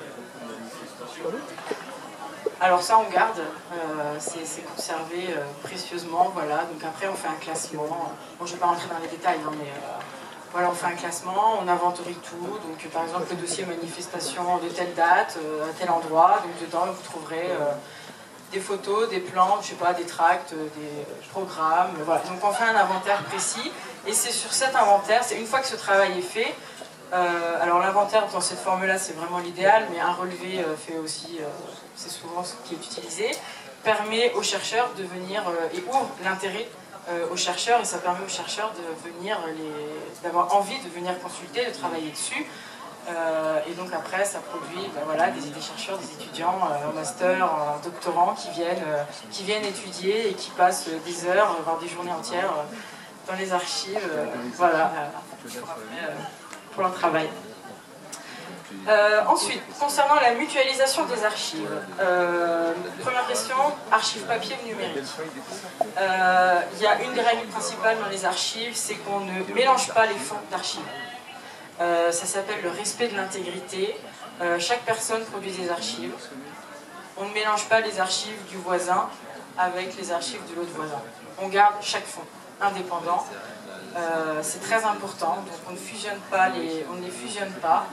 Après, c'est le traitement archivistique qui va permettre de, si on cherche par exemple sur une thématique, qui va permettre de sortir tous les documents de tous les fonds qui portent sur ce thème, et donc après de faire son travail, sa fiche, sa note, voilà. Mais on ne mutualise pas les archives, voilà. D'où l'importance du traitement archivistique, de faire un recensement thématique, etc. Ce qui après permet, bon voilà, si on cherche, je sais pas moi, tout ce qui a été fait sur les questions d'eau ou de transport, voilà, ben on tape dans une base, tac tac tac. Bon, généralement c'est la base Excel, c'est plus, enfin en tout cas c'est celle que j'utilise pour le moment. Je tape mon mot et ça me sort en fait toutes mes boîtes de tous mes fonds qui traitent sur ce sujet. C'est par exemple ce que j'ai fait pour réaliser cette exposition sur l'antinucléaire. J'ai commencé déjà par faire un relevé de toutes les boîtes qui sont à AgroParisTech. Et puis après, eh ben, j'ai tout rentré dans un tableau Excel, et puis après j'ai fait CTRL F, rechercher antinucléaire, nucléaire, par mots-clés, et donc ça m'a tout sorti sur tous les fonds qu'il y a, etc. Et donc après, voilà, je vais à la pêche aux informations dans les boîtes. Voilà, mais on fusionne surtout pas, voilà, faut pas fusionner les archives. Alors, pour les gens qui sont partis, c'est l'inconvénient du privé. Le public, tout élu, enfin toute personne publique, quand elle part, elle a pour ordre de laisser ses archives et de surtout pas partir avec ses archives publiques, sinon vous êtes considéré comme hors la loi. Vous risquez peine d'amende et peine de prison. Voilà, pour vol de biens d'État. Les archives privées, eh bien, vous l'aurez constaté, c'est pas comme ça. Les archives privées, vous finissez votre mandat, donc soit les archives nationales si vous êtes ministre ou dans une administration centrale à Paris, elles viennent et puis donc elles font leur sauce, elles prennent ce qu'il faut, et puis le reste elles vous disent bah, c'est vos archives privées, on n'en veut pas. Donc après c'est à la personne, à l'élu, au ministre ou autre de choisir, soit elle les rembarque, soit elle dit bah, je vous les donne, je vous les dépose. Mais voilà, c'est les archives privées, c'est-à-dire que les archives privées, on n'a pas de... c'est à la personne en fait de... Alors, les archives départementales ou d'État, généralement, proposent cette option pour éviter d'engorger les personnes, notamment quand c'est des personnes assez importantes qu'elles ont d'importants volumes. Mais sinon, on ne peut pas obliger un élu, contrairement à un public, de partir en donnant ses archives. Voilà. Après on peut lui proposer en effet de les donner, de les déposer en lui expliquant que pour la mémoire c'est important, etc., etc. Mais malheureusement on n'a pas ce levier dans les archives privées, on ne peut pas obliger quelqu'un à donner ou à déposer ses archives. Voilà, c'est lui qui prend les... Nous on peut proposer les moyens, ce qu'on va en faire, ce qu'on peut en faire, mais on ne peut pas obliger. Ensuite, les archives numériques. Alors ça, c'est une grosse problématique. Parce que les archives numériques, actuellement, c'est un problème. Parce qu'on ne sait pas comment les traiter, hein. De façon générale, le numérique, je sais, c'est très en vogue, très à la mode. Le problème, c'est qu'on ne sait pas comment les conserver. On n'a pas le recul dans 10, 20 ans, 30 ans. Le papier, on sait, on les garde 500 ans, 1000 ans même pour certains. Bah, le numérique, pas trop. Et c'est très compliqué. Parce que le numérique, on en produit beaucoup. Et on fait des dossiers, des sous-dossiers qu'on nomme, nous, comme on a envie de le nommer. Puis quand on s'en va, bah, la personne qui prend notre relais, bah, c'est pas forcément ce qu'il y a dedans. Donc voilà, le numérique, c'est un très gros problème. Mais je laisserai plus Simon vous en parler, parce qu'il est plus... voilà, Etopia est beaucoup plus en avance que nous. Même nous, en France, même à l'échelle étatique, on est très en retard. C'est une très très grosse problématique. Les mails, les mails, voilà, donc on en revient. Les mails, je sais, on en produit beaucoup. On est à l'ère du mail et actuellement on ne sait pas. Alors les conserver à la rigueur, on les archive. Bon alors c'est long, il faut les mettre en PDF, on donne un nom, etc. Ça prend 2-3 minutes. Bon. Le problème c'est qu'il faut faire le tri entre on va prendre un café, on déjeune à midi et puis vraiment les mails hyper importants. Et quand on a des boîtes mail où on reçoit 50-100 mails par jour, c'est vrai que c'est assez compliqué. Actuellement on n'a pas d'outils pour faire tous les mails, on va déjeuner à telle heure, etc. On se voit à tel endroit. Actuellement il n'y a pas d'outils magiques pour les enlever. Donc les mails c'est un très gros problème.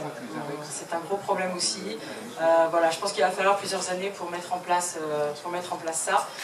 Et sensibiliser les gens, c'est aussi un très très gros travail qu'on va mener parce que voilà, archiver, l'archivage, sensibiliser les gens aux archives, c'est un gros challenge. Mais voilà, donc c'est ce qu'on va faire. Et pour terminer avec le guide des sources est en effet indispensable. Je suis arrivée, je suis certes historienne, je l'avoue, j'étais pas très au point sur le milieu écologique. Et donc j'ai eu mon réflexe d'historien, sortir un ouvrage à l'image de René Raymond, pour l'histoire de droite. Et je me suis confrontée à ce problème et j'ai fait la réflexion à mes collègues, il n'y en a pas. Et c'est en effet un gros manque historiographique et j'espère que ce travail permettra à des historiens et à d'autres sciences humaines d'ouvrir ce champ de la recherche et de pourquoi pas nous faire un René Raymond mais version écologique. Et en effet, des caisses poussiéreuses au fond d'une armoire, personne ouverte depuis 15 ans, elles ne servent à rien. Ça, c'est tout à fait vrai. Mais dès qu'on commence à chipoter dedans, les trier, déjà prendre moins de place, et quand elles sont inventoriées, on pourra les valoriser, et du coup, comme par hasard, on va les utiliser. Donc voilà, il y a ce travail-là. Nous, donc évidemment, accueillir les archives de toutes les locales, c'est impossible, chez nous en tout cas. Et donc ce qu'on fait, c'est qu'on accompagne les locales et les régionales. Et on contacte la régionale, c'est pyramidal, je pense qu'ici c'est comme ça aussi, l'usage national, les régions et puis les locales. Et bien, on essaie de regrouper les différentes demandes des locales au niveau de la régionale. On se met d'accord pour une journée ou 2 ou 3, et puis moi je viens et on travaille ensemble au niveau de la régionale avec les différentes locales. Comment est-ce qu'ils pourraient travailler pour faire justement donner des notions de tri et tout ça.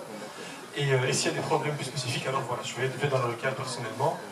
Mais bon, c'est 1000 fois plus petit évidemment, on est en Wallonie, on est 3,5 millions, donc voilà, c'est beaucoup plus simple de faire ça en Wallonie que de le faire en France. Mais donc c'est comme ça qu'on fait, et donc les archives des locales restent dans le local ou alors à la régionale, s'ils s'arrangent entre eux en fonction des lieux. Mais à Ethiopia, on ne conserve pas les archives des régionales, sauf celles de Namur parce qu'on y est, c'est le même local, c'est le même bâtiment, donc là c'est facile, mais c'est l'exception. C'est juste pour rendre compte de l'expérience.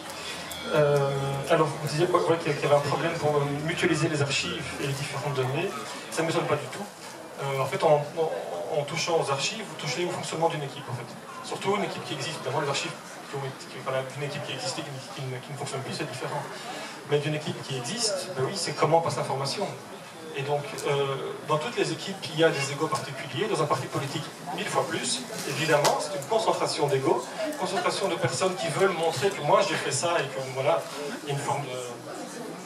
Oui, mais attendez, et donc on touche à ça. Et donc il y a plein de barrières à lever avant de commencer à parler de l'archive, en fait. C'est de comment est-ce que vous fonctionnez en équipe, est-ce qu'il y a de la confiance entre vous. Enfin, on touche simplement à ça.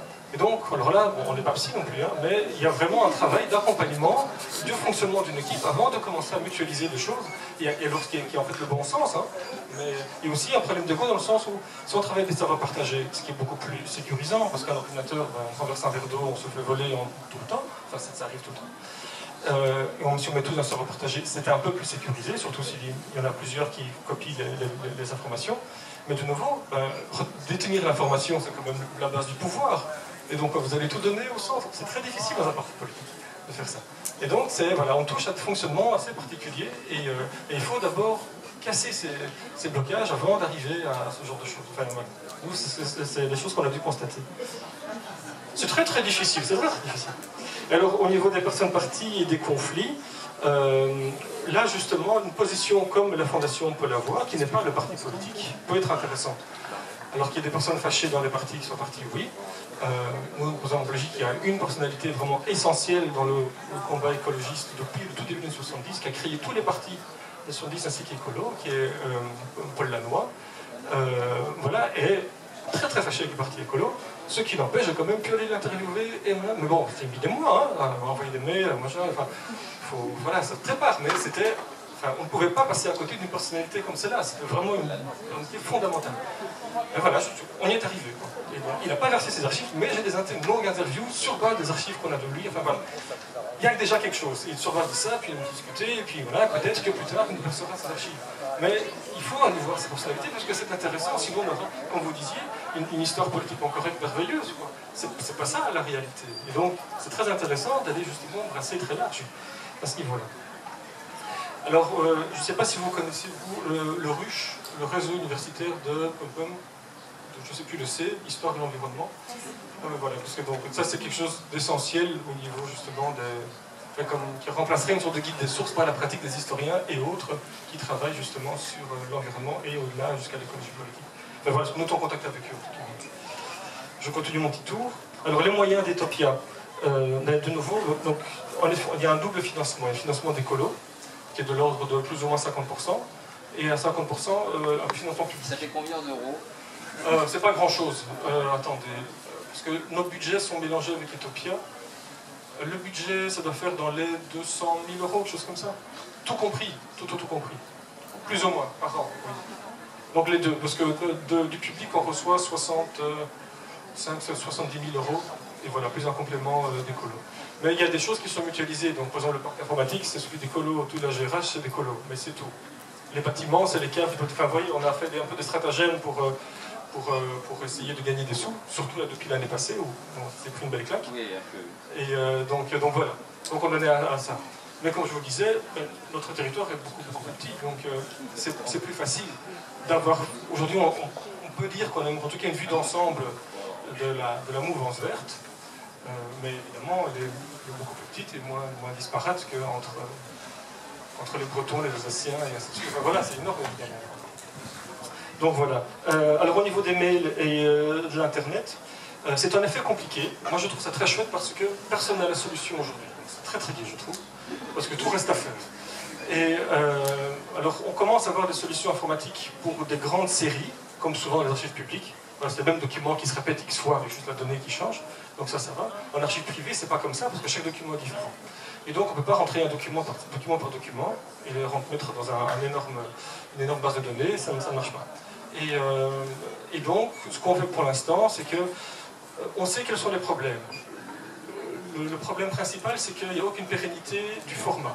Donc je vous invite à ouvrir un vieux Word de 92, ça ne marche pas. Alors, au mieux, la mise en page n'existe plus, et au pire, ben, voilà, c'est plus lire du tout. Et donc ce sont des formats propriétaires, donc je ne vais pas faire le grand étendard du livre, je trouve ça très bien. Mais dans le format propriétaire, que ce soit la suite Office de Windows que celle d'Apple, ils décident de ne plus mettre des logiciels qui vont permettre d'ouvrir votre suite, c'est plus le faire, c'est eux qui décident, c'est pas vous. Vous n'êtes pas vraiment propriétaire de la donnée.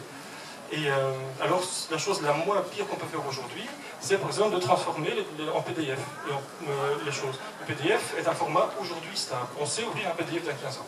Je ne peux pas vous garantir qu'on sera le faire dans 15 ans, mais d'il y a 15 ans, on sait le faire. Et donc, on inverse la logique. En archivistique papier, on va travailler, voilà, on va prendre le document, on va le mettre dans un endroit qui est sain, bonne température, dans une boîte non acide, tout ça parfait. Si tout est fait, on est tranquille pour 500 ans, s'il n'y a pas d'incendie ou autre chose comme ça.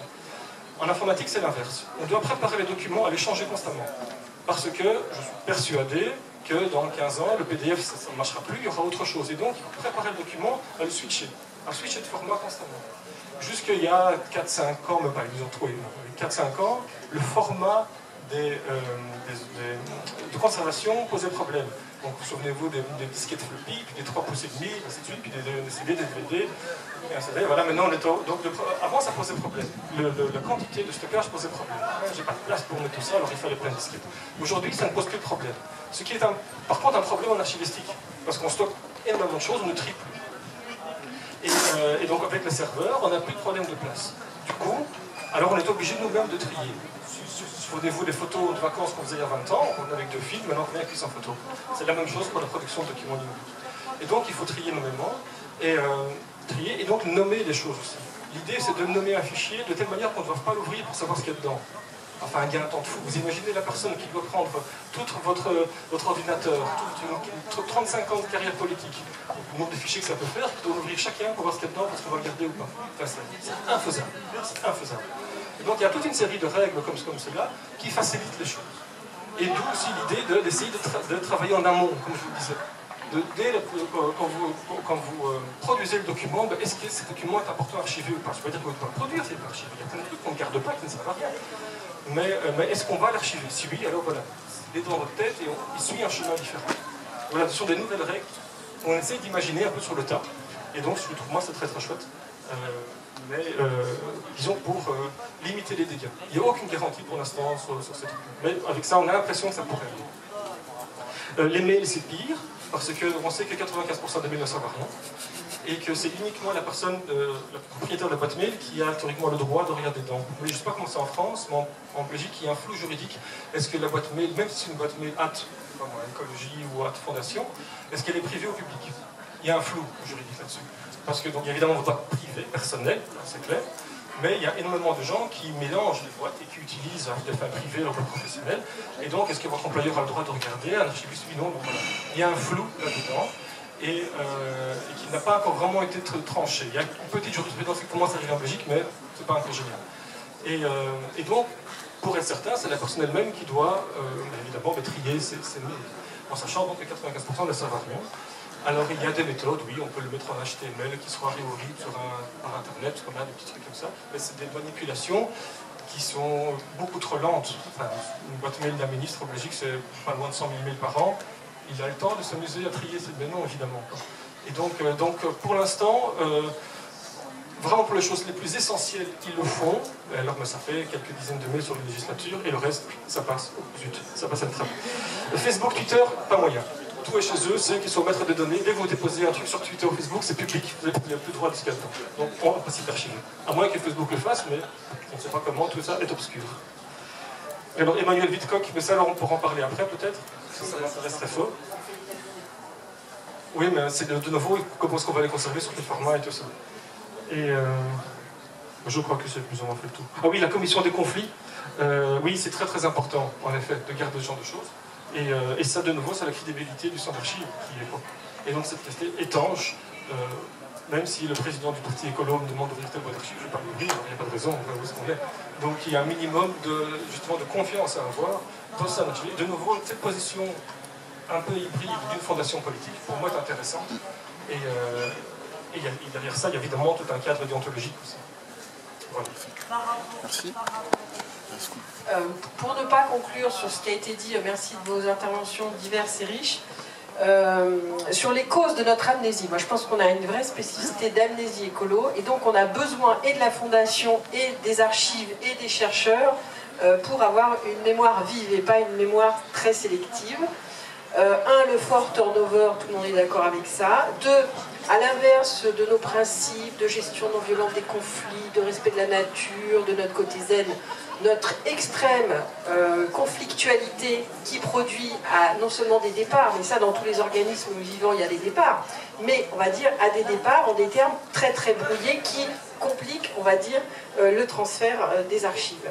On a une quatrième chose aussi, c'est contrairement à nos principes, on est pour le travail collectif, on est pour l'approche projet, on est dans un parti où depuis qu'il existe, on a à sa tête des gens formidables à qui nous devons tout, mais qui pour certains avaient quand même un ego fort, ce qui est un instinct de survie en politique, voire certains un ego très très très fort, ce qui est aussi un atout en politique pour réussir et s'imposer dans les médias, mais qui ne prédispose pas forcément à l'écriture d'une histoire collective. Et on est dans cette schizophrénie totale d'être un mouvement qui se veut pacifique, collectif et produisant des connaissances pour tous, alors que la réalité vraie, c'est qu'on est avec des égos parfois surdimensionnés, où les ambitions personnelles sont parfois et de très loin plus prioritaires que de travailler ensemble pour le court terme et pour les archives. Donc si vous voulez, de tout cela ressort le fait que plus que dans d'autres partis, on a un rapport schizophrénique à notre passé lointain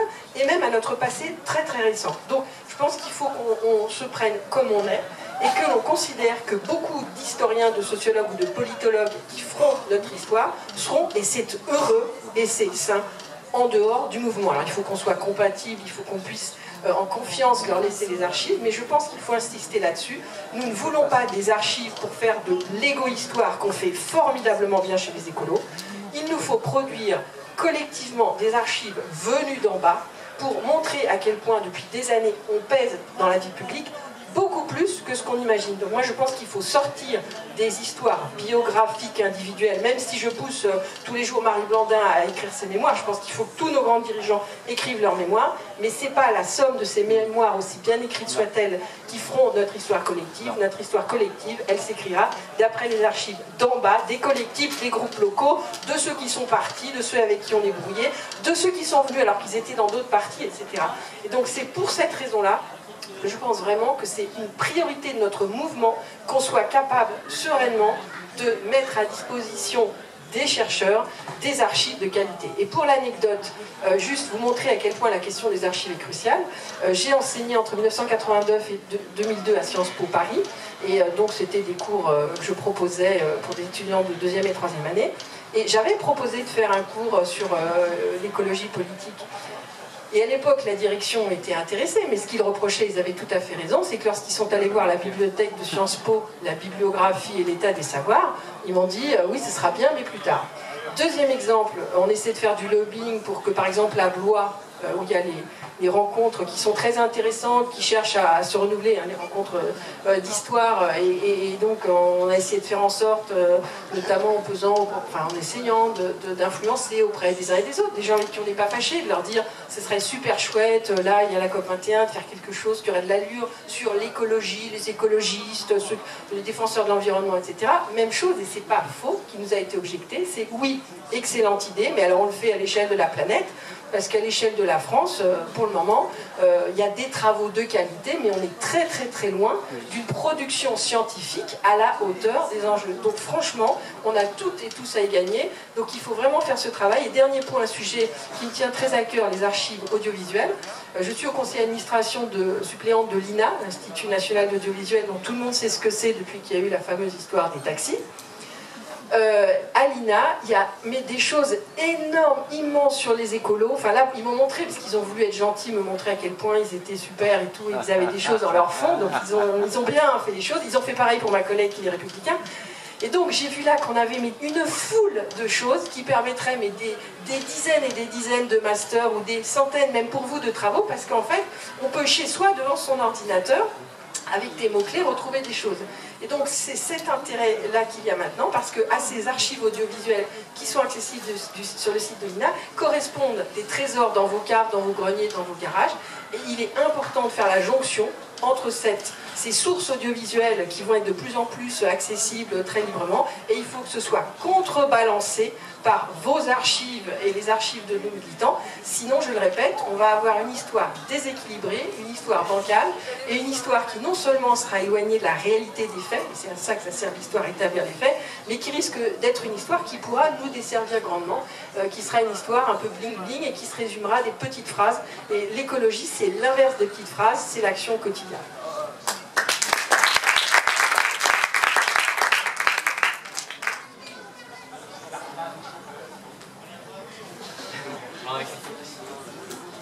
Dix petites secondes et je vous lâche.